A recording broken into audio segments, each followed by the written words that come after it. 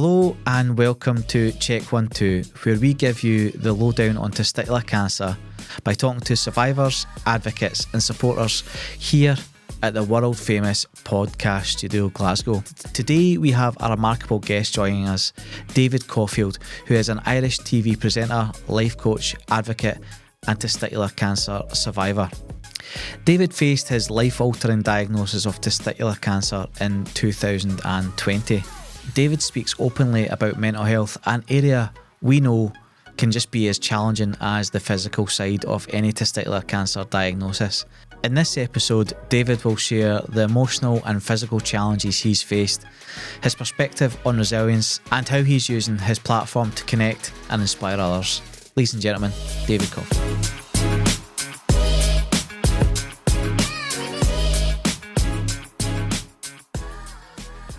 When I first talked to somebody who had it, I was with Richie and Todd, who was a dual testicular cancer survivor. So when him and I started talking, Richie could feel it was almost this instant bond between us as well, because that lived shared experience, and then it kind of made Richie feel more comfortable talking about it as well from somebody, because he never had it. He just started the charity based on the lack of education that he noticed.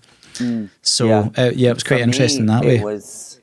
For me it was 2020, so I wasn't really in like space with anybody really. So when I discovered it, I hadn't really, I was aware of it to the point where I'd had like inflamed epidermis like when I was younger. And I got really worried about it, and my mum took me to the doctor, and he explained to me that if you were going to get cancer, this is what it would feel like. So I had already had a preconceived idea of what that felt like. And I guess there's so many versions of how testicular cancer can show up, but mine showed up in exactly the way that doctor explained it to me, like years and years ago. So I was almost comforted to know when I felt the lump in this strange, odd way. I was like, well, that's cancer. So it was weird, but I kind of, once I knew what it was, I felt like, oh, okay, now I can do something about it. There was never really this like, I mean, don't get me wrong, the devil comes at night, you know what I mean? And it gets into your inner psyche, and you're like, oh, what does this mean? Because, you know, growing up, cancer, and when you say the word cancer, it lands in people's laps in so many different ways, and it lands in my lap in a particular way as well. So I did have those, you know, terrible gallows thoughts, but I didn't ever feel like I didn't know what was going on. But I'd never met anybody who'd had testicular cancer. So when I was going through it, I thought, well, I'm just going to share my story.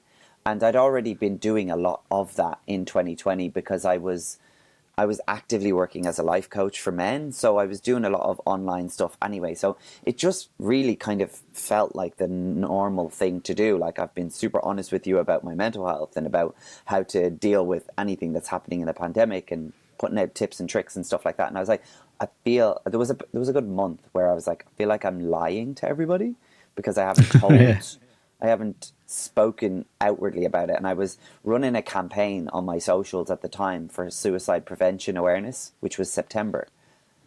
And I felt like I was running this campaign because I'd worked so hard on like getting it done.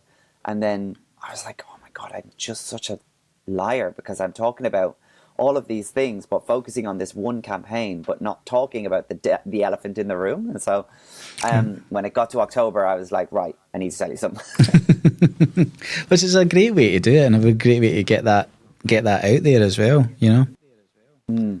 Yeah, and it felt very natural for me. I know it doesn't feel natural for everybody to jump online and share their most intimate medical history, but for me, I'm such an open book, almost probably to my own detriment sometimes.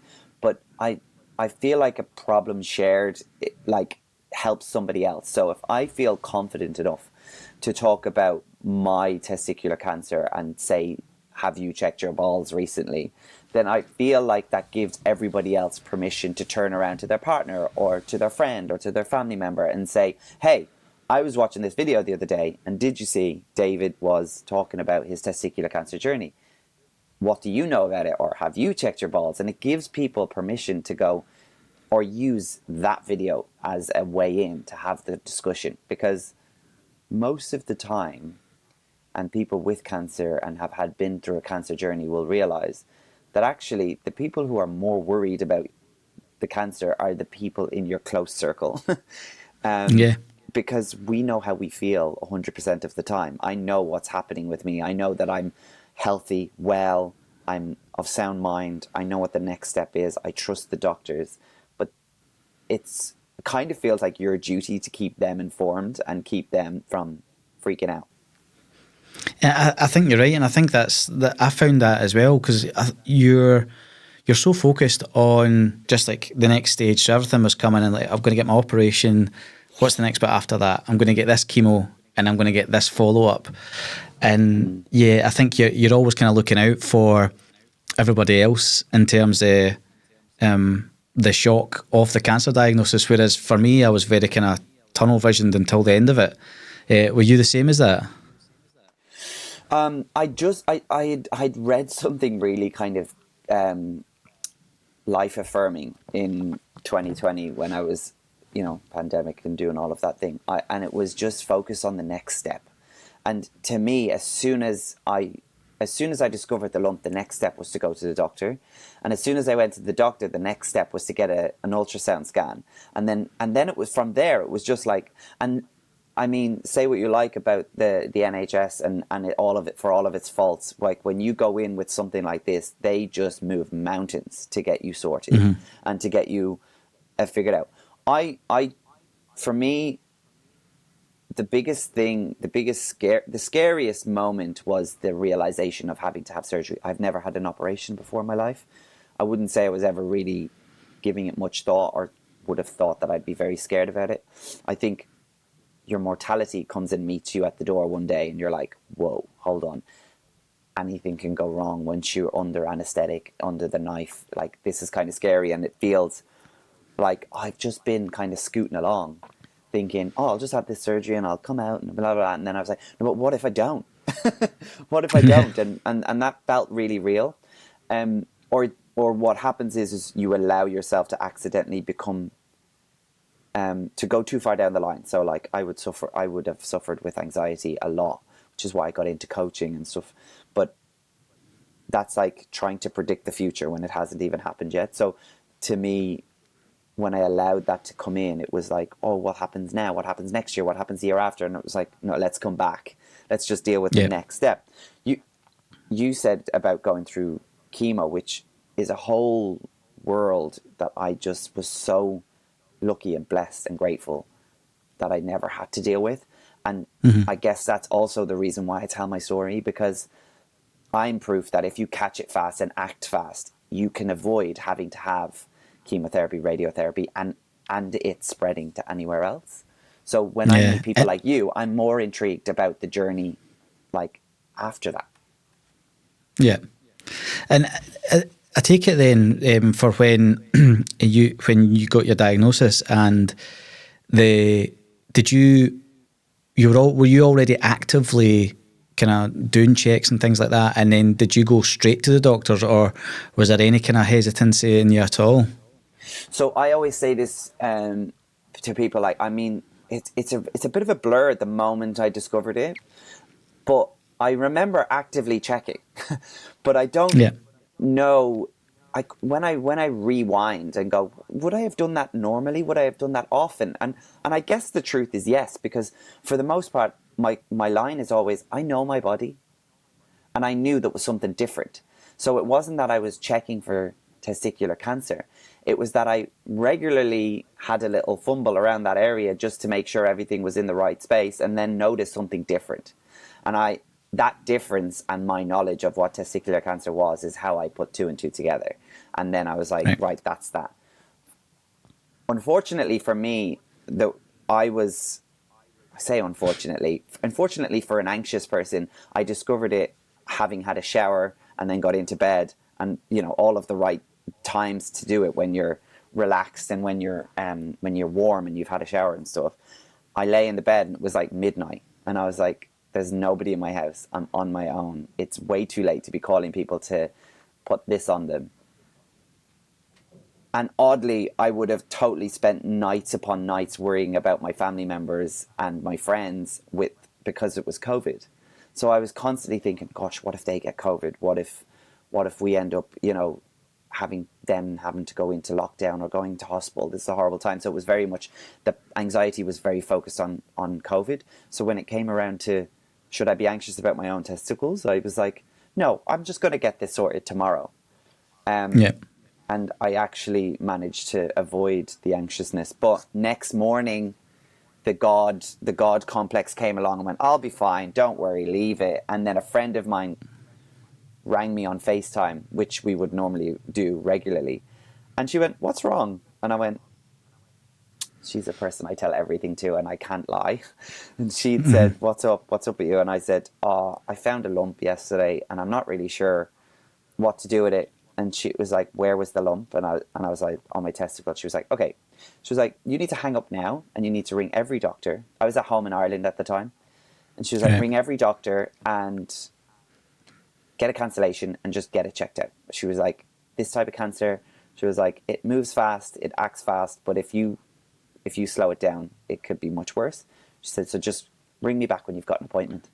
So I actually did do that. I rang every doctor and got an appointment. And rang her back 20 minutes later and went, I've got an appointment for later on today. She was like, okay, cool. She was like, well done. So then I went to the doctor and I got it checked. And this is what we don't normally talk about, but they don't ever say to you, yeah, you've got cancer. They don't say that. What they start doing is they do a process of elimination. So they're like, right, okay, well, it's not this, it's not that. So let's figure out if it's this. And the next test will decide whether it's this. And I'm like, can you just say the word cancer to me so I can tick that in my head and go, this is what lane I'm on. This is what route we're going. And she was like, well, I can't say that because I don't know. So, but eventually I turned to the doctor and I was like, am I right in saying that this is where we're going? And she was like, well, yeah, until we rule it out, it's still there. Very much. But yeah, so that was my process. I mean, looking back now, I think it's a lot to do with where my head was at from 2020, from all of the work that I'd been doing on myself, where physically I was and where kind of just how I was feeling in myself, that I dealt with it in the way I did. But I think, and I always say this to people, I'm like, 2 years previous, if this landed in my lap, it would have been completely different. A completely different experience. So it, I don't think anybody's ever said this about cancer, but like divine timing. I mean, the timing was kind of perfect for me to be able to deal with it the way I did. Yeah. And I suppose then, like with your, like you're saying that you're an anxious person, what were you doing before your diagnosis to kind of help try and kind of just lessen that anxiety and those feelings of anxiousness? So I was a catastrophizer. And also I was a late night catastrophizer. So I would get into the bed, turn off the lights, and then would begin to just flip through the file of facts of terrible things that could happen in life, or just do all of that negative self-talk. But that was a lot to do with lifestyle and the job I was in and a lot of other aspects of my life that I kind of fell into. And when I was approaching 30, I kind of had this external feeling of, I don't want to feel like this for the rest of my life, so something's got to give. And I'd had a discussion with the very friend that called me. We would talk about human behavior a lot. It would be very... we like people watching. We've worked in hospitality, in all sorts of event industries where you're with the general public. So we would normally kind of discuss how people act in certain scenarios, and we would then reflect it on, how can I act, how can I do. So it was kind of like a curiosity of people that made us kind of start this conversation. But what then happened is that we began to kind of turn the microscope inwards and look at how people are doing this. And I kind of fell down I bought a book one day about cognitive behavioral coaching. And I opened it and I read the section on anxiety, which I'd never really fully been met with. I'd never really kind of categorized. I knew what depression was, but I never knew what anxiety was. And I read it and I was like, well, this is almost like reading my horoscope. This is everything that I'm doing. So with that, I then said, okay, so how can I change it? And of course, then the book takes you down that route. But of course, you need to talk about these things with people to, when you read something and you speak it out, you affirm it for yourself. So that's kind of was our relationship and how we discussed matters of ourselves. But when it came to being 30, I got to the point where I was like, well, I want to do something significant for myself. So I signed up to run a marathon, which then changed how I exercised and put me out there and like gave me a little bit of a purpose to go and run and figure out how to run, which then meant that I was like, well, if I'm going to run a marathon, I need to quit smoking. So I'd always wanted to quit smoking, and I never wanted to be a smoker in my 30s. So this was this crazy goal when I was 27. I was like, I'm not going to be a smoker when I'm 30. So before I turned 30, I quit smoking. So it was all these kind of lifestyle changes that pushed me into this realm, which then made me feel like I wanted to share it. And then I signed up to become a life coach, and I did a course, and then I coached loads of people. I never really got to the point of making money out of it. I was doing it for free. It was just, I launched my business in 2020, and then what happened is that we went into lockdown. So I was like, well, it feels weird, nobody's working. I was like, I don't know how to, so online came about, and I just started doing workshops with people, inviting everybody along, and people had nothing else to do. So they were happy to come along and just be facilitated for an hour or 2 hours on a Tuesday night. And it gave me so much confidence to talk about the stuff that I knew about. Mm-hmm. But what it did was it helped me navigate what was going on inside my own brain and understand how other people navigated the same thing. So I kind of had this understanding of what we could do with anything that's presented to us in life. So I guess that was just the sequence of events that took me to dealing with cancer, and then going, okay, well, you've just been to school of life, so why don't you just open that book and figure out how to deal with it? Yeah. And were you still doing that after you were diagnosed as well? Did you continue like your coaching sessions online after you were diagnosed as well? Yeah, so for the most part I did. Yeah, I was still coaching, and it was all still coming from a coaching perspective. And I had just done like a neurolinguistic programming course, so a lot of that was kind of playing into it. But a lot of my public stuff quickly shifted to talking about men's health. So it was always men's mental health, and then it flipped to men's health. So what I did was I kind of felt like I had a barrage of people coming through the doors who had worries about their own health. So it was mental health, but it was about health. So it was more like just kind of figuring out ways to be able to help you become the best version of yourself. And that's all I ever wanted to do. And sometimes that means addressing the major aspects in your life that are stopping you, the barriers, if you will. Yeah, I think that's the thing to say as well. Like they're not mutually exclusive, aren't they? You know, your physical and your mental health, they do run in tandem, because no matter what somebody will say, even if they can be the fittest that they are, there's still going to be something that will affect. Like maybe trying to maintain fitness can be a strain on you mentally as well. Yeah, I mean, I don't get me wrong. I'm not perfect. I've definitely gone through times, as we all do, where we're like routined and we're doing everything we need to do. But like life is not one straight line. Life is twists and turns and trials and tribulations. And I've had jobs that have stressed me out, which have pushed me off my routine and then made me feel like, oh gosh, one day you just find that you're like, oh my gosh, I'm lying in the bed just looking at the phone, and I've wasted an hour, and I'm actually not getting any of the good quality sleep that I've done, which means I'm not waking up in the morning, which means I'm not doing my yoga and I'm not doing my exercise. And one thing I always just try and do is just like get out and go outside and go for a walk, because even on the worst day in the UK, and I'm sure they're worse up in Scotland.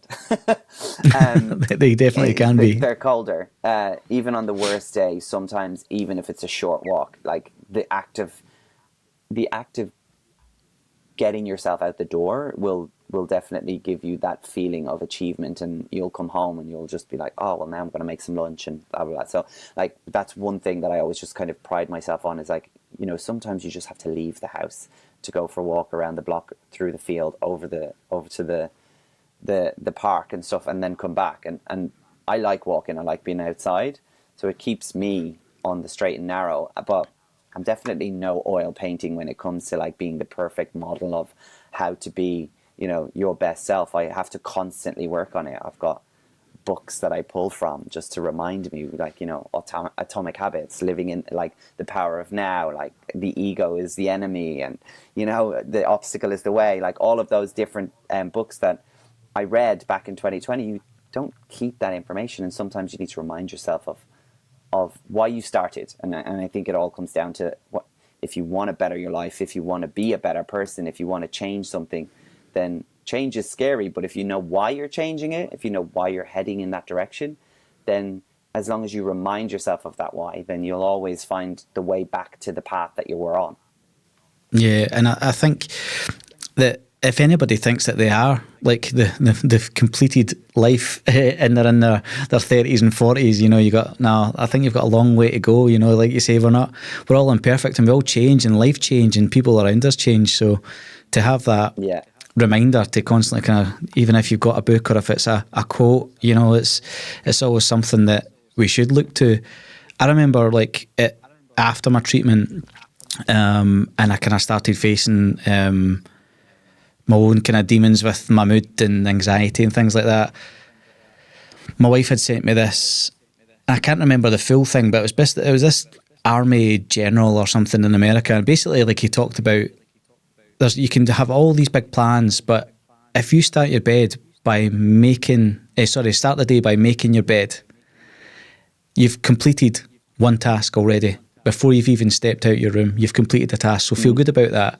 And it was just challenging yourself for every wee thing, and seeing that the smallest thing did matter. If you were able to if you were feeling so low, but you managed to go out in the shop and buy a pint of milk, you know, you took yourself out of your comfort zone, and you kind of find solace in these little victories mentally. And I think if we can do more of that for ourselves, and realise that we're human beings that are alive in this weird ball that's going through space, you know, let's just take the time to be mindful of the kind of little things that we do just to keep going. Yeah.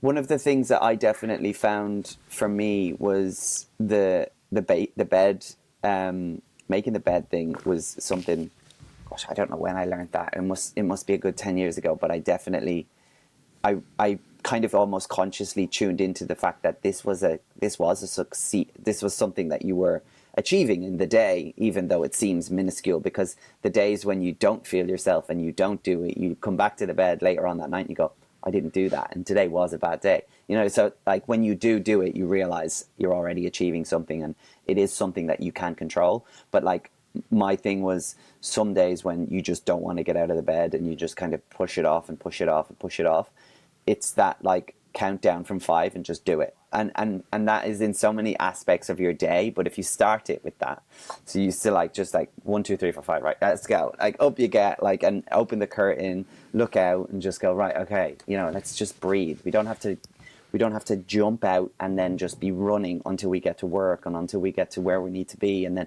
suddenly you're going back to the bed that night and you feel like you haven't stopped all day because you've just been like constantly on the go.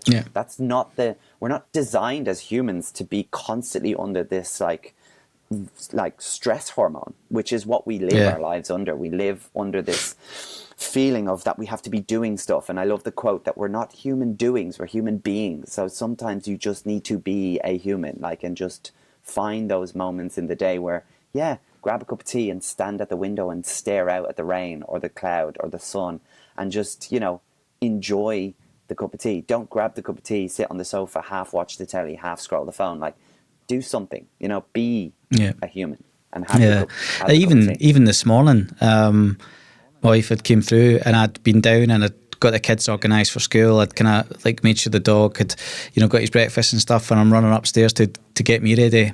And she's like, Paul, I listened to this song last night and I had to go and grab my headphones. You have to listen to it. And she could kind of see in my face I was going to say, I've not really got time. But she's like, Paul, it's 3 minutes. If you've not got 3 minutes for yourself, what's life for?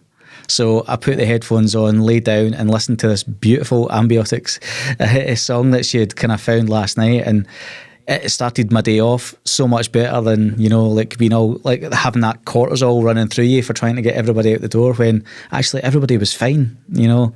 And I managed to take that time for me, which is a positive in that way, you know.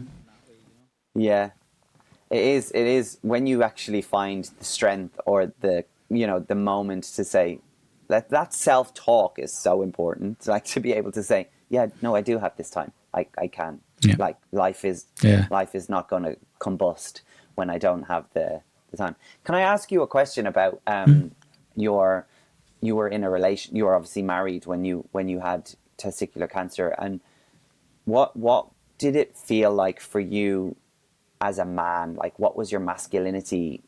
Did you ever feel like your masculinity was questioned when you were going to have one of your testicles removed, and how did that feel? When it came to masculinity about the remove my testicle, I was quite kind of okay with it. I didn't really. I always said this at a time when I was asked by the surgeon if I wanted to get a prosthetic and things like that. I had the conversation with my wife, you know, to see if she wanted me to get one. But for myself, I was very much that my masculinity was never tied to my genitals. So you're like, it never became an issue.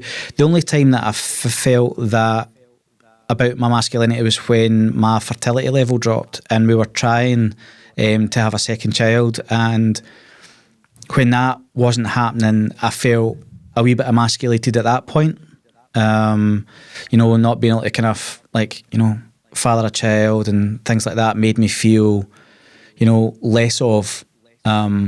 But again, you know, it was just going through the kind of motions. And when we eventually did fall pregnant, and that was naturally, that kind of lifted a little bit, and it never really hit me in that way as such. Yeah. Did you feel the same? Like, how were you with your masculinity about, you know, losing a testicle? So for me at the time when I think like you were when it comes to the question of like, get this cancer out of me, I'm like, I don't care what you take, just I do not want it in me anymore. It feels like I've got someone else's coat on, so just take it. You know what I mean? Just I don't want it. But I would, if I'm 100% honest, I did need to go on a huge journey because I was like a single gay man, and I thought to myself, it's not about masculinity. It's more about actually saying to myself, I need to get to a point where I am confident enough that actually it doesn't matter if there's one down there or there's two down there. But I need to get to the point where I'm not feeling like it's my head is ruling it. Because if the head gets in the way of anything to do with being sexually active or anything to do with your masculinity, then you've lost the battle and you're kind of on the back foot. Because all of that interaction you have with partners in your life is supposed to be, you know, passionate and loving, and it's not supposed to be anything to do with like you were saying, like, oh, you know, I don't want to be questioning whether or not I'm fertile. I want to actually be living in the moment and actually do it for the, you know, the lovemaking aspect of it. But yeah, so for me, I felt like I needed to, I had gone through such a beautiful moment with like learning to become a person who goes for a run and become really active, and began to, you know, feel like when I looked in the mirror, I really enjoyed what I saw and feel comfortable with that. And I felt like I'd done all of that work and continued it into 2020 and was the fittest and healthiest I'd ever been before I discovered it. So when it was like, oh, I'm going to go and have surgery and I'm going to have a piece of me removed, I now need to get back to the feeling of being able to look in the mirror and feel confident about what looks back at me. And nothing had changed other than the fact that I had a battle scar. And if you look close enough, because you definitely would need to look closely, I'm missing a testicle. So it was a mental thing for me. Like I felt like I blogged about it as well. Like, you know, being a single gay man and being in a scenario where you're going to be in an intimate situation with somebody, to get to the point of not feeling like you need to precursor that intimate situation with going, by the way, before you go down there, you know, like that was important to me. And Yep. and when I achieved that, it was a real like high five moment for myself, you know. So I didn't ever go to get a prosthetic. I think if it was a case of in the moment they were like, we're going to take this one out, we're going to put this one in, then I probably would have been, yeah, like fine. But when it came to having done that whole process of learning to love the body again and be comfortable with yourself and kind of getting back to being, you know, confidently sexually active, I felt like I don't really want to have surgery again. The surgery part was the worst part. Like that was the scariest part. So I was like, I don't want to have a foreign body inside, you know. It just didn't feel right. And I'd held one. I actually did a YouTube video about why I didn't do it, because I felt like a lot of people didn't really understand that aspect of it, because it's not just like, you know, a swap shop. Yep. Yeah. And it's a brave thing to do, especially when you're young and you're single as well, to kind of to go, actually, I'm not going to go down that route, because the people that we've spoke to, you've had some guys who have got it purely because the surgeon just done it. They've had it where they've been told that, you know, you're so young that you might want to make that conversation yours, rather than, you know, at the time where you're just about to kind of be sexually intimate with somebody. You don't want to kind of have that laid out on you. The other thing that I've spoke about across, and it's actually about 3 podcasts now as well. I've had Damien, Chris and Johnny on, who are all gay men, and the one thing they talked about, and Chris was quite explicit about it, was that he felt there's quite a lot of body shaming in the gay community as well. So when he was maybe out and he'd experienced times where he was in that point of having to say, like, before anything happens, I've only got one testicle, and he would get, some people would actually be like, oh really, and would that wouldn't continue. You know, is that something that you had experienced or were aware of yourself, kind of when you were feeling like that, or was it just purely because of your own self-image? Well, I mean, from the same community, I think he was right. It's absolutely true. You do, and you will have had to have experienced some level of it, or be exposed to some level of that before, to be able to kind of almost understand what it feels like. I think, yes, they're in the gay community, but in every community, I guess it's just like, it's a little bit more, for me, you know, like body shaming. But I was never really somebody who body shamed myself. I think, you know, like any man, I felt like there was a time in my life where I'm quite youthful. So, and I'm quite young looking, and I've always been quite skinny. So for me, there was always that, like, back of my mind narrative of, you know, what people used to say to you when you were a kid, like, oh, there's more meat on a butcher's pencil. That lives in you. Like, when you say things like that to a kid, that lives in you. Luckily, I'm a confident person, and I was like, fine, I'm absolutely all right with that. But eventually, you become, as a gay man, you're looking at other men who you fancy, aspire to, are attracted to. So when you are attracted to a particular body shape, but that's not your body shape, sometimes that becomes a little bit like a self-deprecating moment where you're like, well, I could never look like that. Like, I could never, I'll never have a body shape like yours, for example. Like, it would never be possible for me to have a body shape, because my metabolism is so different. But when it comes to smaller things, like figuring out how to become less skin and bone and more muscle, then that is a process of becoming more manly. And I remember starting to go to the gym at the age of 27. It was about 27, I think. I remember looking in the mirror, and I'd been going to the gym, and I'd been doing a little bit of working out, and I'd never really done any of the weight stuff before.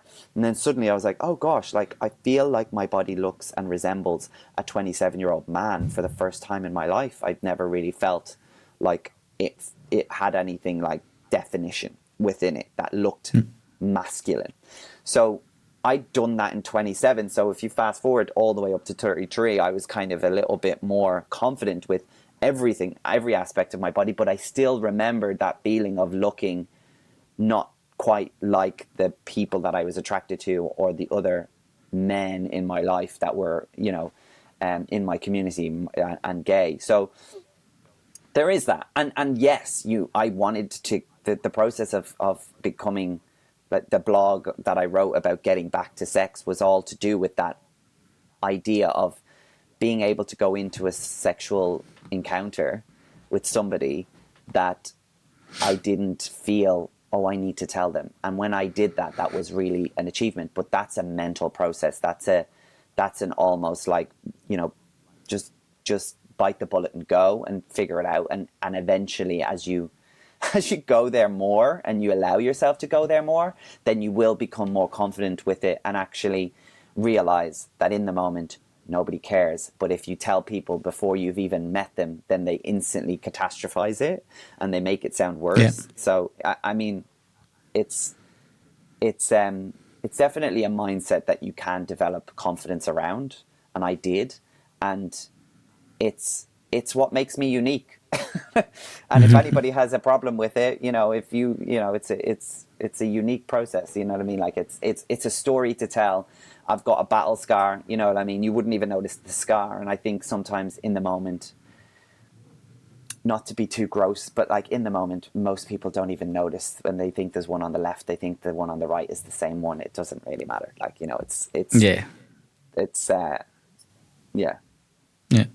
And what advice then would you give to, you know, somebody who was young and experiencing those thoughts, you know, to give them a little bit more confidence? What advice would you give to, you know, be it a young gay man or a young straight man, doesn't matter, you know, what advice would you give them to try and help them achieve a confidence in their body then?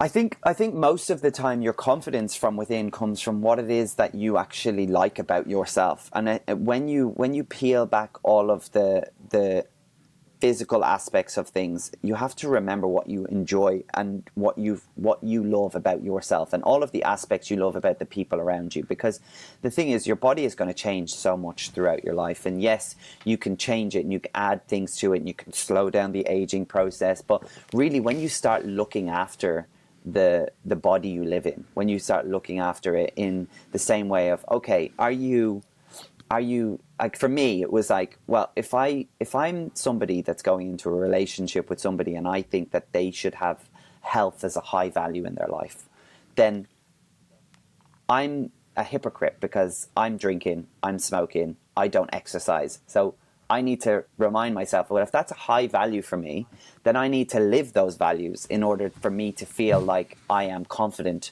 to be able to project that image. So when and start small, start small. Like, one of the things I remember when I started wanting to go running, I was never really a confident athlete, but my brother was. And I said to him, I was like, I'd really like to try running, and I would put so many barriers in my way, like, oh, I've got asthma, or oh, I'm just not good at it, or oh, I look silly when I run, and all of these things. And he said, there is literally nobody looking at you when you go out for a run. He said, go for a walk, dress for a run, at some point when you feel confident enough, run, and then stop, and then finish the walk, and the next time you'll go out and you'll get more confident. And I think confidence comes from doing more of what you're trying to achieve. And the gym, for example, like, you know, even as a 37-year-old, going to the gym is still an intimidating process. But one thing I realized was recently I had a meniscus tear, so I needed to go and strengthen my knee. And I realized when I went in, I was like, if you look at everybody in this place, that they're all trying to fix a particular level of, or rehabilitate an element of their body on that day. So, okay, I say rehabilitate. Somebody could be just pumping iron to do chest day or back day or leg day, but they're all doing something internally to better themselves that day. And actually, 9 times out of 10, everybody's only thinking about themselves. Nobody's really, people will observe you, but you don't necessarily know they're observing you from a negative point of view, because they'll all be coming from the point or the viewpoint of their own insecurities. So I kind of put myself in that mindset of going, what's my narrative? What's my truth? Okay, well, I'm going here to do this so that I can feel better about that. And that's all that matters. And when you go in there and you feel unapologetically on a mission, then you become more confident to be in those spaces. And you feel more confident to share your story with people. And if you're honest with yourself, I think is the most important thing. If you're honest with yourself and you can be honest with one person in your life, that you can share yourself unfiltered, then you're kind of luckier than most. Mm-hmm. Yeah, no, I think you're right. And I think as well, it's like we have to cut. Not only are we overcoming these types of barriers within the aspect of even recovery, but we've still got those barriers in terms of guys who, still feel quite uncomfortable with self-exams as well. And it's maybe using that same, ethos as such, in terms of like self-examinations. Again, what would you say to men who don't feel comfortable with self-exams? What would you say to them? Nothing good will ever come from ignoring something. So most of the time, you have your hand in that area plenty of times throughout the day, whether you're in the shower or whether you're going to the toilet or whatever. Like, all you need to do is give yourself a little check, not to find anything, just to know what it feels like in its current state. And the best thing that I say the best thing that ever came from me sharing my story was that people felt comfortable coming to me, asking me questions. And if I can help somebody over the barrier of knowing, you've got people who will, and notably probably you have had the same, people will say, I looked and I found a cyst and I don't know what to do, and now I can't, I've kind of like, you repel, and it's a natural thing. You don't want to investigate anymore because it could just spell bad news. But really you owe it to yourself. And I think nobody is going to thank you in your life for ignoring a health defect. So if it could be a prolonged cough, it could be a lump anywhere on your body, it could be a niggling pain in your lower back that's just not going away, it could be anything, just a general sense of dread throughout the day that you're just ignoring. If you care enough about the people in your life and you care enough about yourself, then you owe it to yourself to actually have the answer. And most of the time, we worry and catastrophize more about things that end up being nothing. So I think we've all probably thought to ourselves, I need to go to the doctor. And then you go to the doctor and you realize, it's just this. I'm going to take this, and then this is going to happen. And then suddenly the worry and the angst just washes away, and everybody is a little bit happier. That's why I think we're in this generation of awareness now where you've got a lot of people being kind of diagnosed as neurodivergent and ADHD. And I remember about 10 years ago, a lot of people were being newly diagnosed with dyslexia when I was in college.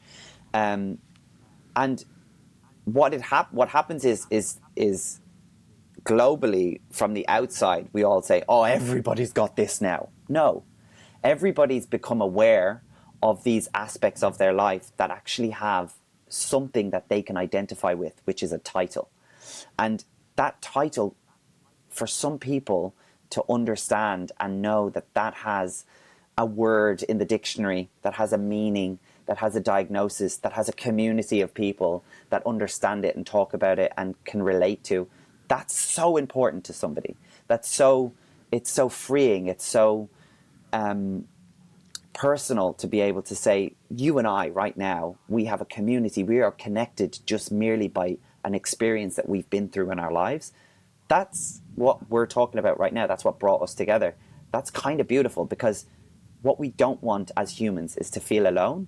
And when you're standing in the shower, or when you're in your bed at nighttime, or you're alone and you think there's something wrong, you feel alone. But by checking it, you feel less alone. By finding out what it is, you'll feel less alone. By talking to somebody else, you'll feel less alone. And it's the same with mental health. If you share an emotion that you're having, if it's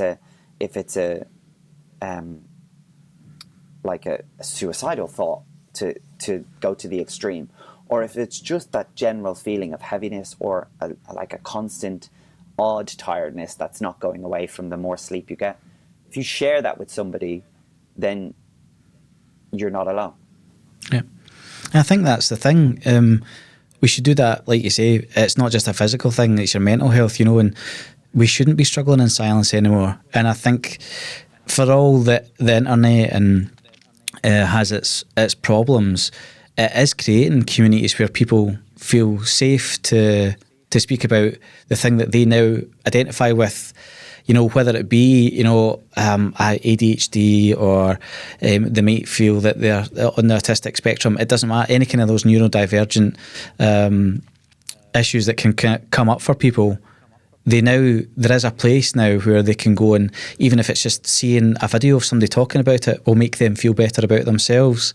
And I think that's definitely what we're trying to do with this podcast. It's to try and get, you know, folk who are going through treatment for testicular cancer, not just at the start or at the end, but also, you know, the journey afterwards, you know, because I know for me, my journey with testicular cancer didn't stop once my chemotherapy had stopped. There's been to the fact that I now work, you know, for Cahonas Scotland as the charity, but I think if we can do that with the podcast and create a place where, you know, somebody can see yourself or one of the other guests, like if a clip comes up or if a bit in YouTube comes up and they're able to go, that guy checked, maybe I should do that as well. And these guys have spoke about it, maybe I should, because it could make me feel better. Because I know certainly since starting the podcast, I've had my own little mental health journey, you know, from starting working for Cahonas to this point today even, where was I going to feel okay going back into talking about testicular cancer and the cancer that I specifically had and making that a living? You know, that was a leap of faith I had in my own mental capacity to do that and be okay with that. But actually having these conversations like with yourself and the other guests that we've had on, I've learned so much, and I've learned so much about their experiences that it's helped me go, but then I wasn't alone in what I was experiencing then, and there's people out there I can talk to, you know? Yeah, I think that's extremely courageous. Like, you should be really proud of yourself, because that you know, you put yourself out there to be vulnerable again, which it's not easy to do, because you know, and you only have to look around and you're probably more exposed to, you know, the straight men masculinity side of, well, maybe not through your new network of people who are happy to be vulnerable, but you know, I would be less inclined to feel that, but you know, I don't have a group of straight men that I sit around a pub table with in that classic, you know, picture way that you talk about, but like, you know, that's those conversations are becoming more possible because of the work that you do, and it simply takes one person to say, I saw your video, I followed the channel, I checked myself, like to the day where I've actually recently, only today, had a conversation with the fertility clinic, because I put some sperm away. So I just, you know, 4 years on the line, I just go, well, let me go back and check, because actually I don't need to be taking up space in a freezer that somebody else could use, and also I don't really think that now, 4 years later, I'm going to do anything with that. So I'm kind of doing that process. But also yesterday, I had my own anxieties, because I had to go and get my CT scan, and I got to go and get my chest x-ray, and I had to go and do my bloods. And you don't think about these things, so you're sort of like super grateful for them. And then suddenly you're like, oh, the appointments come, and then you have to go and do the appointment. And then as soon as you walk out, you go in all confident, like 4 years later, and you're like, you've got it done, and you're like, I've done this loads of times, it's easy, it's this, it's that. And there's that bravado of masculinity where you're like, yeah, fine, it's all good, I'm healthy, and blah, blah, blah. And you walk out, and then you sit in the car, and you think, well, here goes the dread, because now you have to wait for the results. And it was interesting, I got a missed call this morning on my phone, and it was like an 020 number, so it was like a London number, and I was like, that's really odd, like that might be. I rang it back and I was like, you've missed a call from the NHS. So, of course, then everything happens. Like, this was my reality this morning, just before I talked to you, where I was like, what are they calling me for? And what have they discovered in 24 hours since we've just done the tests? And is it serious? And, you know, all of this catastrophizing that happens. And that's real. And it's real until the point I get the call from the oncologist who says, everything's fine. You know, or, you know, and that can put you on a mental journey, and that's sometimes where you feel like, oh, it's 4 years down the line, David. You know, you've done this loads of times. You're absolutely fine, and also if anything did happen, you know how to deal with it. But I'm not the same person I was 4 years ago. You're not the same person you were when you got diagnosed. Like, we're all different people, and we're all on different journeys, and we're all meeting each other where we're at this moment in time. Yep. And to be able to feel like you have that courage to step back into it. Because there is that internal narrative. You have survivor's guilt. You have, oh, should I really be talking about it now? My journey is so long ago. I'm actually out the other side of it technically. So actually, who am I to say anything about it? But it is us. It is us who are putting our head above the parapet to create constant content. Because there's so much content on the internet nowadays. If this podcast or this chat or a clip of this chat appears on somebody's feed and they click into it and they find out more and they then check themselves, then that's why it's constantly being put out there. And I think it's so important.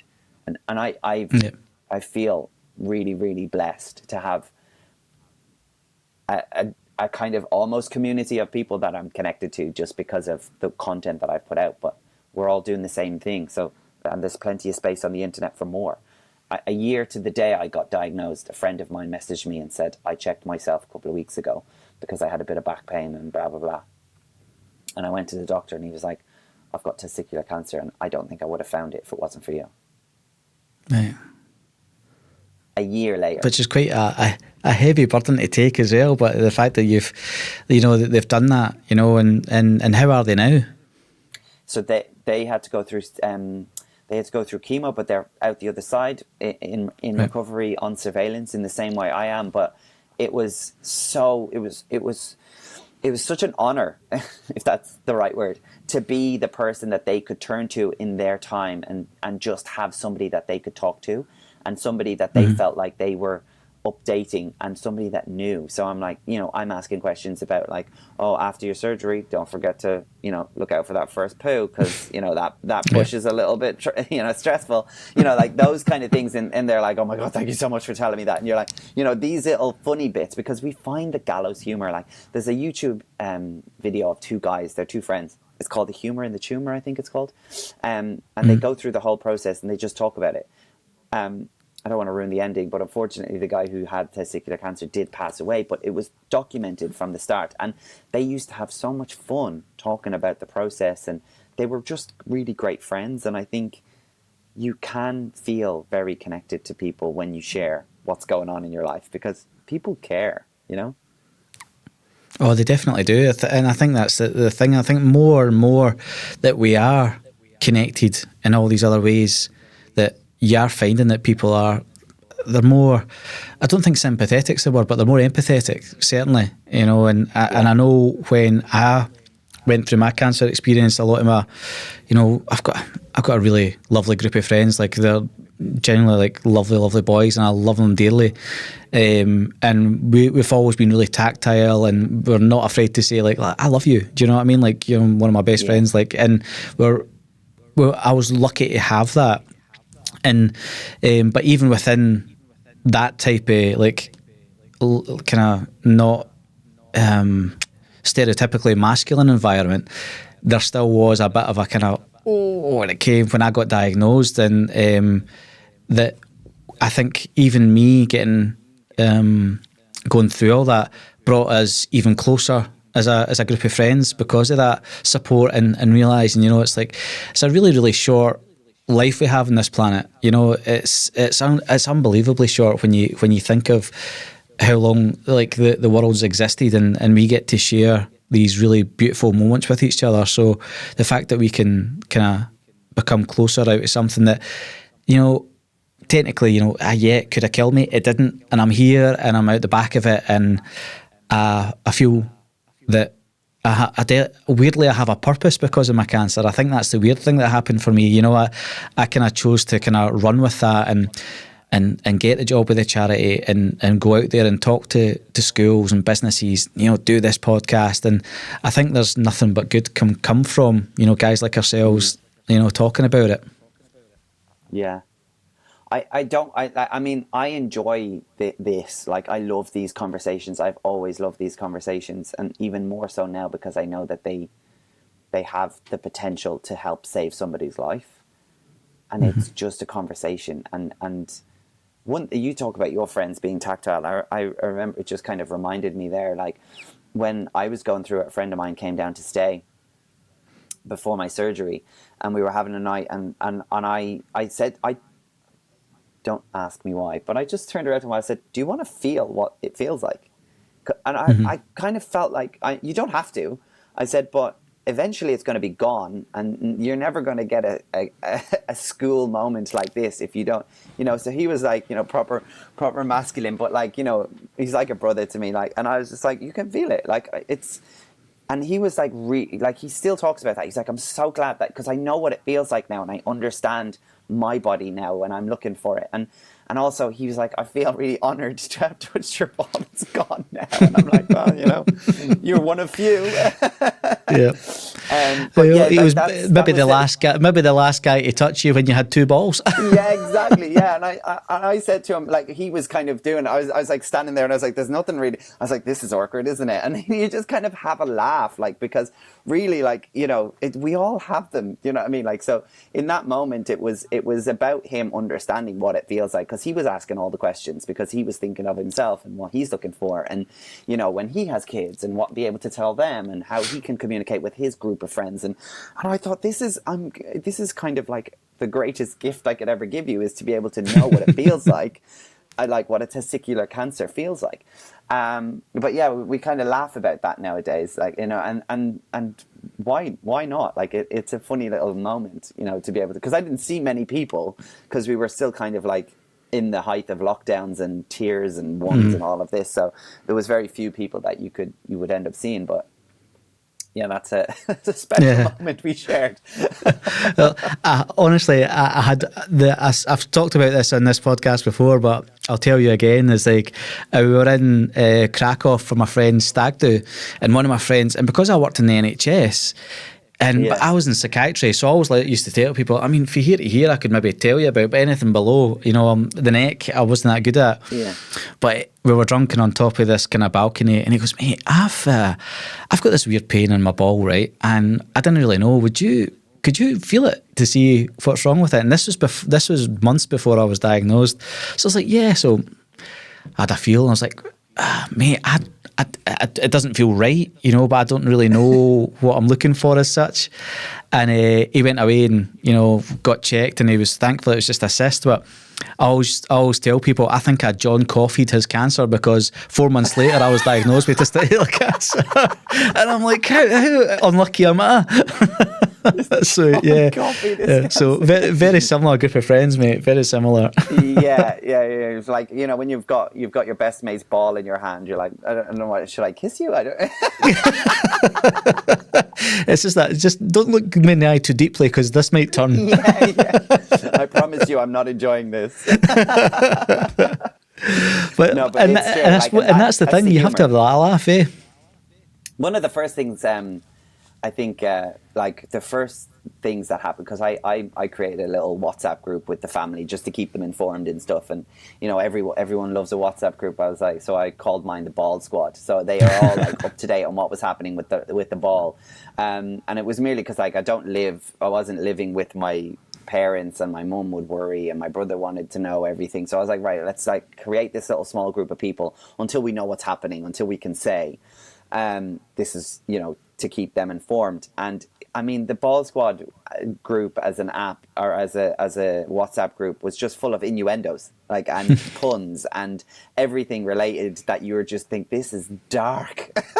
Yeah.